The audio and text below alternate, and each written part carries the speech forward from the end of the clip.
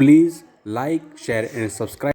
Friends, आप लोग देख रहे हैं द इंग्लिश ट्यूटर चैनल में मेरे क्लास 7th के इंग्लिश के टेक्स्ट बुक पूर्वी के पोएम पार्ट को, जिसका नाम है ट्रैवल, और इसके क्वेश्चन आंसर सेशन को आज हम लोग कंप्लीट करेंगे। तो चलिए शुरुआत करते हैं। जो लोग मेरे चैनल पर नए हैं, चैनल को सब्सक्राइब कीजिए, लाइक कीजिए और अपने फ्रेंड को शेयर कीजिए। लेट अस डिस्कस में हमारा जो पहला क्वेश्चन दे रखा है वो कह रहा है, the main idea of each stanza of the poem are given below, write the number of the stanza against the matching main idea. हमारे सामने जो स्टेंजा के कुछ पार्ट दे रखा है उसके अगेंस्ट में कौन सा ऐसा आइडिया है जो मैच करता है। तो देखिए, पहला जो क्वेश्चन है, at night the speaker imagines the train and hears it engine in the quiet. तो इसको मैच करने वाला हमारा स्टेंजा है स्टेंजा नंबर 2। सेकेंड क्वेश्चन है, सेकेंड लाइन से, the speaker's feels a strong desire to take any train no matter where it goes. तो इसको मैच करने वाला स्टेंजा था हमारा थर्ड नंबर का स्टेंजा। थर्ड क्वेश्चन है, the speaker hears the train whistle during the day even though the train is far away. तो इसको मैच करने वाला हमारा स्टेंजा है स्टेंजा नंबर फर्स्ट। अब हम बढ़ते हैं क्वेश्चन नंबर सेकंड की तरफ। सेकंड क्वेश्चन कह रहा है, read the poem and underline the rhyming words in each stanza, write the rhyming words from each stanza, an example has been done for you. जो स्टेंजा के अंदर जो rhyming words हैं, फर्स्ट स्टेंजा जो है उसके अंदर राइमिंग वर्ड्स का आपको करके बताया इसने, अवे और डे। तो ऐसे कौन कौन से हैं? तो स्टेंजा 2 के अंदर हम देखते हैं बाय और स्काई, यह राइमिंग वर्ड्स हैं। थर्ड स्टेंजा के अंदर मैक और टेक, इस प्रकार के राइमिंग वर्ड्स दे रखे हैं। अब बढ़ते हम अगले क्वेश्चन की तरफ, और अगला क्वेश्चन जो थर्ड है वो कह रहा है, identify the rhyming scheme of poem from the option given below. अर्थात जो आपकी पोयम है उसके अंदर कौन सी राइमिंग स्कीम का यूज़ किया गया है। तो हम लोग देखते हैं कि यहाँ पर ए बी जो थर्ड नंबर का ऑप्शन है वो बिल्कुल करेक्ट है। ए बी स्कीम का इसमें प्रयोग किया गया है। चौथा क्वेश्चन है, identify the words in the poem that personifies the whistle of the train. अर्थात जो विसल है उसका पर्सोनिफाइज करने वाली पोयम की कौन सी वर्ड जो यहाँ पर यूज़ की गई है। तो यह है श्रीकिंग। श्रीकिंग जो शब्द दे रखा है वह इसको पर्सोनिफिकेशन करता है, अर्थात मानवीकरण करता है। अगला पांचवा क्वेश्चन है, tone refers to the attitude the poet has about the poem. Which of these words can be used to describe the poet's tone in this poem? Poet के जो टोन को डिस्क्राइब करने वाले कौन कौन से शब्द जो हैं पोएम के अंदर यहाँ पे यूज़ किए गए हैं। तो हम लोग कह सकते हैं तीन यहाँ पर ऑप्शन हैं या चार ऑप्शन हो सकते हैं, excited, curious, enthusiastic and joyful. इस प्रकार के टोन का यूज़ लेखक के द्वारा, कवि के द्वारा किया गया है। अब हम बढ़ते हैं हमारे पांचवें और छठे क्वेश्चन की तरफ। पांचवा क्वेश्चन कर लिया हमने, छठे और सातवें क्वेश्चन की तरफ बढ़ते हैं। छठा क्वेश्चन कह रहा है, select the words that tells what the train symbolises for the poet. अर्थात यहाँ पर पोएट के जो कौन से सिंबलाइजेज को यूज़ करके ट्रेन को यूज़ किया गया है, ट्रेन के लिए यूज़ किए गए हैं। तो यहाँ पर ट्रेन के लिए हम देखते हैं एडवेंचर और अपॉर्चुनिटीज़, यह दो प्रकार के सिंबल जो है यूज़ किए गए हैं। सातवां क्वेश्चन कह रहा है, complete the following by choosing the correct option from those given in the brackets. अर्थात जो ब्रैकेट के अंदर शब्द दे रखे हैं उनका यूज़ करते हुए आपको इस ब्लैंक को भरिए, कंप्लीट कीजिए। तो पहला लाइन है यहाँ पर, the poet respect the line there is not a train goes by in all three stanzas too. The poet repeats the line. अर्थात कवि जो है वह लाइन को रिपीट करता है और ट्रेन के बारे में कौन थ्री स्टेंजास के अंदर। तो वो क्या करना चाह रहा है इसमें, तो वो क्या करना चाह रहा है, तो हम कह सकते हैं highlight the speakers fascination with the train. वह ट्रेन के प्रति उसके स्पीकर की जो फैसिनेशन है, उसकी एकाग्रता है या आकर्षण है, उसको वह हाईलाइट करना चाहता है। अब हम बढ़ते हैं आठवें क्वेश्चन की तरफ। ये कह रहा है, the poem contrasts the busy day with the stillness of the night. अर्थात कवि जो है वह जो दिन की जो भागम दौड़ है उससे रात की शांति को कॉन्ट्रास्ट करता है, उसका विरोधाभास को प्रस्तुत करता है। What is the common factor in this, इसके बीच में उसका कौन सा कॉमन फैक्टर यूज़ किया गया है? तो हम कह सकते हैं द ट्रेन और the sound visual presence of the train. यहाँ पर जो ट्रेन की जो साउंड है उसको वहाँ पर प्रेजेंस को दिखाया गया है। Like it is it's whistle and cinders, अर्थात उसकी जो विसल है, साउंड जो है, उसकी ध्वनि जो आ रही है, उसकी सीटी बजती है वो, और सिंडर्स अर्थात उसके जो अ, निकलते हैं ज्वालामुखी की तरह अंगारे, उसको is the common factor that connect the busy day with the stillness of the night, अर्थात वह दिन के बिजीनेस और रात की शांति को यहाँ पर कॉन्ट्रास्ट को कनेक्ट करते हैं। इन शब्दों का यूज़ किया गया है। अगला 9वां नंबर का क्वेश्चन है, imagery is literary device that uses descriptive language to create mental picture, अर्थात लिटरेरी डिवाइस इमेजिनरी जो है वह भाषा के अंदर एक प्रकार के मेंटल पिक्चर को क्रिएट करने का कार्य करता है। And appeal to the readers senses, और वह जो रीडर्स है उसके मनुष्य के भावनाओं से, जैसे साइट, साउंड, स्मेल, टेस्ट और टच, ये जो सेंसेस हैं इनसे इसको अपील करता है, इससे जोड़ने का कार्य करता है। It makes the description more relatable, और यह उसको मोर डिस्क्रिप्शन बताता है, उसका वर्णन करता है, उसके सामने और व्याख्या करता है उसको रिलेट करने के लिए, ताकि वो रिलेट कर सके। अब यहाँ पर पूछा गया है, select the phrase from the poem that example of imagery, अर्थात यहाँ पर एग्जाम्पल में बताया गया है इमेजरी को। One example is given, day is loud, day है जो वह लाउड है। तो इस प्रकार का कौन सा फ्रेज जो और यूज़ किया गया है, तो हम लोग कह सकते हैं वॉइसेस स्पीकिंग और विसल श्रीकिंग, यह जो शब्द हैं वह उसके इमेजरी को बताते हैं, उसकी कल्पनाशीलता को प्रस्तुत करते हैं। अगला let us think and reflect के अंदर जो क्वेश्चन दे रखा फर्स्ट, उसको हम देख लेते हैं। पहला क्वेश्चन है, read the extract given below and answer the question that follows. यहाँ पर जो एक्सट्रैक्ट दे रखा है उसको पढ़ करके नीचे क्वेश्चन का आंसर देना है। My heart is warm with the friend I make and better friend I will not be knowing. इस एक्सट्रैक्ट को पढ़ने के बाद पहला क्वेश्चन दे रखा है, choose the suitable option to complete the following.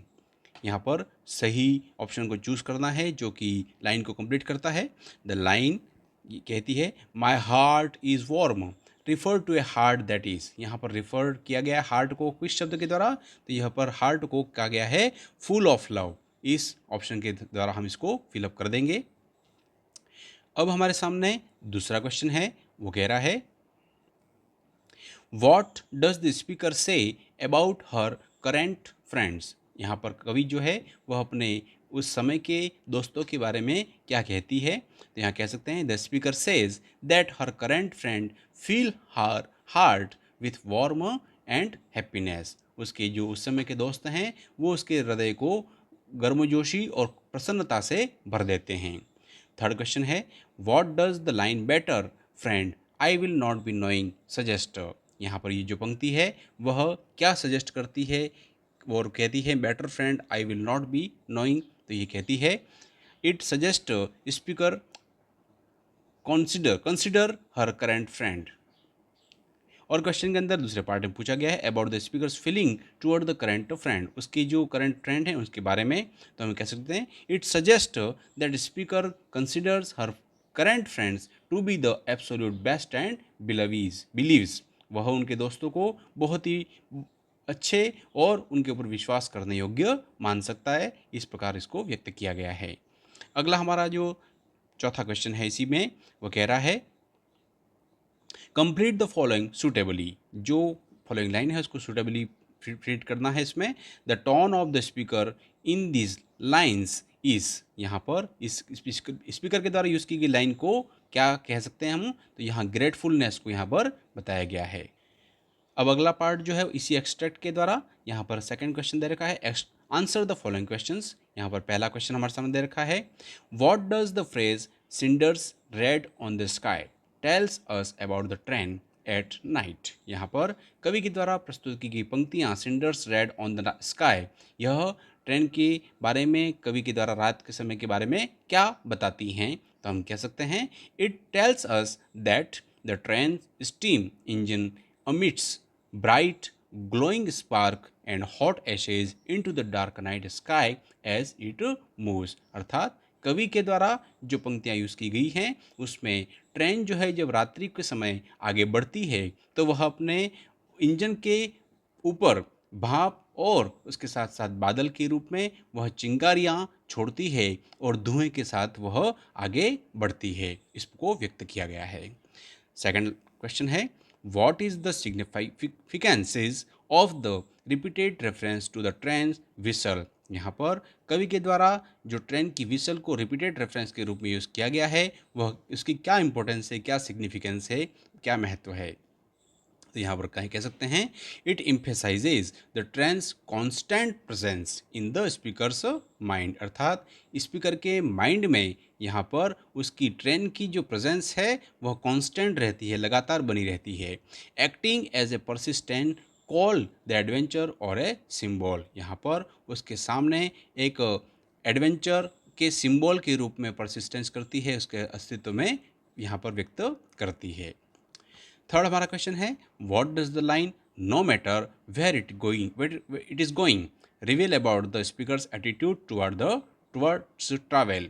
यहाँ पर कवि के द्वारा जो लाइन यूज़ की गई है no matter where it is going, कोई यूज़ नहीं है कि यह कहाँ जाती है, इस पंक्ति का क्या महत्व है, अर्थात ये क्या बताना चाहती है। तो हम कह सकते हैं it reveals that the specific destination does not matter. यहाँ पर कवित्री जो है वह कहाँ जाना है, उसका स्पेसिफिक डेस्टिनेशन क्या है, उसके लिए उसका कोई महत्व नहीं है, वह कहीं पर भी जाना चाहती है यात्रा करके। चौथा क्वेश्चन है do you think that the poet actually sees and hears the train. यहाँ पर क्या कवि जो है वह वास्तव में ट्रेन को सुनती है या देखती है। वाई और वाई नॉट, अगर हाँ तो क्यों और नहीं तो क्यों नहीं। तो हम इसका आंसर दे सकते हैं know the poet likely does not see it physically. हम कह सकते हैं कि कवित्री जो है वह ट्रेन को वास्तव में सामने भौतिक रूप से देखती नहीं है एट ऑल टाइम्स, पूरे समय, but it hears it in their imagination, लेकिन वह अपनी कल्पनाओं में उसको बार बार देखती है या सुनती है। अब हमारा लेट अस लर्न के द्वारा के सेक्शन में पहला क्वेश्चन है read the expressions from the poem given in column 1 and match them with what they indicate in column 2। यहाँ पर कॉलम 1 के अंदर जो शब्द दे रखे हैं वो कॉलम 2 के अंदर कौन से शब्दों को इंडिकेट करते हैं उसको बताइए। तो हमारे सामने पहला दे रखा है माइल्स अवे, यह क्या बताता है। तो इसका आंसर होगा 5th नंबर का कॉलम 2 में the distance of the train from the speakers. अर्थात स्पीकर जो है वह ट्रेन को दूरी के बारे में बात करता है। दूसरा है सिंडर्स रेट, यह किस बारे में बताता है। तो यह चौथा नंबर का आंसर है कॉलम 2 का the glow of the train sparks lighting up the night sky. Third question है हार्ट इज़ वार्म, इसका आंसर कॉलम 2 का पहला जो आंसर दे रखा है the speakers affection for their friend. अर्थात कॉलम 2 के पहले वाले भाग के अंदर पहले प्रश्न में जो दे रखे हैं लाइंस को उसको इसका मैच करेगा कि the speakers affection for their friend, अर्थात कवि जो है अपने दोस्तों के प्रति कितना लगाव रखता है, स्नेह रखता है। चौथा है डे इज़ लाउड, इसको हम मैच करेंगे थर्ड से। ये कह रखा है the busy and noisy atmosphere during the day, अर्थात डे इज़ लाउड के बारे में, अर्थात दिन के समय की बहुत आवाज़ और शोर को बताता है। पांचवा है इंजन स्टीमिंग, इसका हम मैच कराएंगे इसके सेकंड पार्ट से, सेकंड से the fast and powerful movement of the train, अर्थात इंजन स्टीमिंग बताता है उसके शक्तिशाली और तेज गति से आगे बढ़ने की शक्ति को ट्रेन की। अब हमारे सामने जो क्वेश्चन दे रखा वो कह रहा है now use the expression in column 1 to fill in the following blanks correctly. Column 1 के अंदर दे रखे शब्दों को इसके करेक्ट जो ब्लैंक हैं उसके अंदर भरना है। तो पहला दे रखा है after meeting her old friends, अपने पुराने मित्र को मिलने के बाद में her days with the joy of rekindled memories, अर्थात यहाँ भरेंगे हम लोग हार्ट इज़ वार्म, उसका जो हृदय है वह काफ़ी गर्मजोशी से भर जाता है। सेकंड है as I arrived at the railway station I could hear the, जैसे ही मैं रेलवे स्टेशन पर आया तो मैं सुन सकता था क्या, इंजन स्टीमिंग, अर्थात रेल की आवाज़, उसकी ध्वनि जो है वह सुन सकता था रेल की इंजन की। थर्ड है the market place is bustling and the day is loud with the chatter of the shopkeepers and vendors, जो खोमचे वाले और दुकाने वाले हैं उनकी आवाज़ हैं वह भरी हुई थी उस बाजार के अंदर। चौथा है the bonfire glowed brightly throwing dish into the dark night sky, तो इसमें हम भरेंगे सिंडर्स रेड। पांचवा है the sound of a train could still be heard, जो साउंड है ट्रेन की वह अभी भी सुनी जा सकती है dash dash as the evening grew quiet, तो यहाँ पर माइल्स अवे, काफ़ी दूरी से सुनी जा सकती थी। अब हमारे सामने सेकंड क्वेश्चन है the poet uses the word shrieking to tell us about the sound of the train's whistle, अर्थात यहाँ पर ट्रेन की विसल की आवाज़ को बताने के लिए श्रिकिंग शब्द का यूज़ करता है poet. There are other words that tell us about the different types of related sound, इस प्रकार की आवाज़ों को बताने के लिए दूसरे बहुत सारे शब्द हैं। Read the meaning of such words in column 1 and match them with the words in column 2, column 1 के अंदर दे रखे ऐसे ही शब्दों को कॉलम 2 से उनके अर्थ बताने वाले शब्दों से मैच कराइए। Use my dictionary, share your answer with your classmates and the teachers, तो चलिए कॉलम 1 के अंदर जो दे रखा है उससे मैच कराने वाले कॉलम 2 के अंदर कौन कौन से शब्द हैं। तो पहला जो हमारा शब्द है shouting loudly often in anger और एक्साइटमेंट, अर्थात बहुत ही गुस्से में और उत्साह में ज़ोर ज़ोर से बोलना, तो इसको मैच कराने वाले हमारे दो शब्द हैं कॉलम 2 के सेकंड नंबर के जो शब्द दे रखा है हॉलरिंग, और दूसरा शब्द है चौथा नंबर का वह है येलिंग। तो हॉलरिंग और येलिंग जो शब्द हैं वह शाउटिंग लाउडली के बारे में बताते हैं। हमारा दूसरा क्वेश्चन है, दूसरा कॉलम है, कॉलम फर्स्ट का दूसरा जो शब्द है वो दे रखा है क्राइंग आउट इन फियर और एक्साइटमेंट, अर्थात डर और उत्साह में बहुत ज़ोर से चिल्लाना, तो इसके लिए हमारा सातवें नंबर का जो कॉलम 2 का शब्द है स्क्रीमिंग, अर्थात चीखना, ये शब्द इससे मैच करता है। थर्ड हमारा जो शब्द दे रखे हैं क्राइंग लाउडली विद ग्रीफ और सोरो, अर्थात दुख से बहुत या बहुत ही पीड़ा से जोर से चिल्लाना, रोना, इसको कहा जाता है। पहले नंबर का शब्द है वेलिंग, अर्थात विलाप करना।